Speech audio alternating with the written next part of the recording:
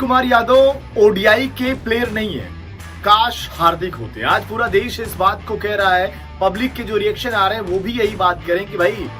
किस बात की सूर्य कुमार यादव। ओडीआई क्रिकेट में जब सबसे ज्यादा जरूरत थी तब आपका बल्ला तो चला नहीं। ओडीआई वर्ल्ड कप का फाइनल मुकाबला भारत और ऑस्ट्रेलिया के बीच खेला गया और जहां पर भारतीय टीम को करारी शिकस्त झेलनी पड़ी। इस हार के गुनाहगार तो कई सारे हैं, लेकिन जो सबसे बड़ा नाम इसमें सामने आता है वो है सूर्य कुमार यादव। टीम के लिए हर बार यही कहा जाता है कि देखिए सूर्या क्या है, उनको आखिरी के 10 ओवर में जब खेलने को मिलेंगे तब आकर वो तूफान खड़ा कर देंगे। वो 360 खेलते हैं, कहीं भी चौके छक्के लगा सकते हैं, लेकिन जब जो दिन सबसे ज्यादा जरूरत वाला था, जिस दिन आपको सबसे ज्यादा शॉट खेलने की जरूरत थी, उस दिन तो आपके कोई भी शॉट नहीं है। तो फिर लोग यही कह रहे हैं कि भाई फिर तो आप ओडीआई के प्लेयर ही नहीं है, और कहीं ना कहीं आप उस चीज को साबित भी कर रहे हैं। T20 में आपने कारनामे अच्छे किए हुए हैं, लेकिन जब जरूरत ओडीआई खिलाड़ी की है, ओडीआई मुकाबले की है, और यहाँ पर आप देखिए जब इस मुकाबले में जब सूर्या मैदान पर आते हैं तो लगभग 12-13 ओवर बचे हुए थे। शायद यही लगा था कि यहाँ से थोड़ा बहुत पार्टनरशिप करेंगे और बाद में फिर अपने अंदाज में बल्लेबाजी करेंगे,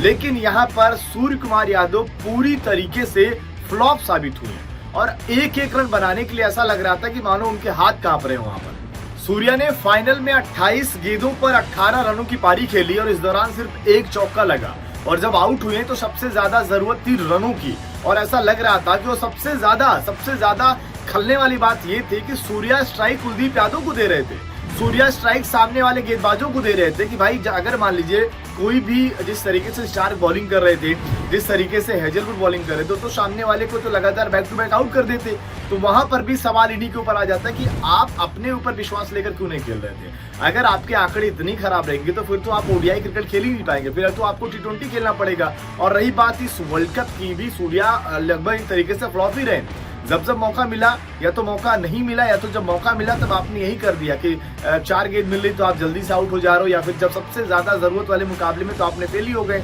इसीलिए लोगों को हार्दिक याद आ रही है कि काश हार्दिक पांड्या होते। हार्दिक पांड्या ऐसे खिलाड़ी हैं जो ऐसे मुकाबलों को और बेहतर प्रदर्शन करते हैं। हमें मेलबर्न के मुकाबला याद है, हमें चैंपियन ट्रॉफी याद है, हमें पाकिस्तान से खिलाफ खेला गया एशिया कप भी याद है, जहां पर जब सबसे ज्यादा कठिन मुकाबला था, हार्दिक पांड्या वहां पर खड़े होकर रन बना रहे थे। वो उनको चैलेंजेस पसंद है, और जहां आप ऐसे चैलेंजेस पर रन बनाते हो तो दुनिया आपकी दीवानी बन जाती है। यहाँ पर इसी लिहाज से सूर्य कुमार यादव की सबसे ज्यादा आलोचना हो रही है, और लोग शायद इसीलिए हार्दिक पांड्या को ज्यादा याद कर रहे हैं, क्योंकि वो बॉलिंग से और बल्लेबाजी से बहुत बेहतर खिलाड़ी हैं। और इस तरीके से अगर सूर्य कुमार यादव का प्रदर्शन रहा तो जाहिर सी बात है हर कोई बोलेगा देखिए अब ओडीआई से आपका टाटा बाय बाय हो गया है, अब आप T20 में ध्यान लगाइए, वहां पर आप 360 डिग्री मारिए, जो भी करिए, क्योंकि भाई एबीडी से तो लोग तुलना करते हैं आपकी, लेकिन एबीडी के अगर आप खेल को देखेंगे वो टेस्ट में भी बेस्ट थे, वो T20 में भी बेस्ट थे, वो ओडीआई में भी बेस्ट थे। ऐसे मौकों पर इस तरीके से वो चोक नहीं करते थे। तो यहाँ पर सूर्य कुमार यादव को लेकर सवाल जरूर उठ रहा है, और इस सवाल में कहीं ना कहीं अगर आप देखें तो जायज सवाल भी, क्योंकि जिस तरीके से भारत हारा है, करोड़ों हिंदुस्तानियों की जो एक उम्मीद थी वो टूटी है, और जाहिर सी बात है हर किसी का अपना एक दर्द यहाँ पर सामने आएगा। उम्मीद करेंगे कि जब अगली बार कहीं मुकाबला खेले तो आप एक तरीके से मैच विनिंग पारी खेलें और टीम को जिताने वाली पारी में इनका नाम शामिल हो। फिलहाल सूर्य कुमार यादव की पारी आपको कैसी लगी, साथ ही ओडीआई में सूर्य कुमार यादव को आप कैसे देखते हैं, क्या फ्यूचर भी सूर्या का देखते हैं ओडीआई में, कमेंट करके अपनी राय जरूर दें।